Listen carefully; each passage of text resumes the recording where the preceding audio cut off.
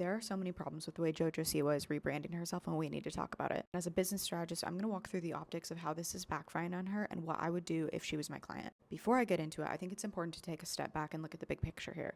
It can be really hard to rebrand yourself when you have spent your entire life being grown up in the public perception. The public has already formed their opinions about you, and so being able to change that is not something that happens easily. The problem is her approach is showing just how young and naive she still is. She thinks, oh, if I make a bad girl song with bad girl lyrics, that will be enough. Second thing too, and I've heard a lot of people say this, is who is her song really for? There doesn't seem to be a type of person that would actually connect with this song. It seems to be more about demanding to be taken seriously than making music to connect with other people. Now let's talk about what I would do if JoJo were to hire me to lead her rebrand. The first thing we would do is get rid of this fucking face car. How can you demand that others take you seriously when your face is splattered across your car like this? And I get it, there's something to be said for like laughing at yourself and controlling the narrative in that way, but it's still drawing people's attention to this phase in her life and not the new direction. The next thing we would do is we would take stock in who she's surrounding herself with. She needs to elevate her status, and the easiest way to do that is to improve the level of people you surround yourself with, like these two.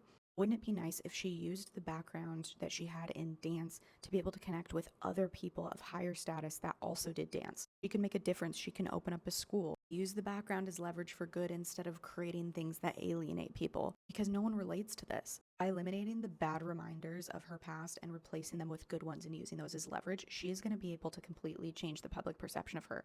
Now, it is important to note this type of thing isn't exclusive to just JoJo Siwa. There are a lot of creatives and business owners who struggle navigating how they're perceived in the public light. If you struggle with how you're seen and how you're perceived, using tips like these can be really powerful. As always, let me know what you think. Do you think that JoJo Siwa handled her rebrand the right way, and what would you like to see?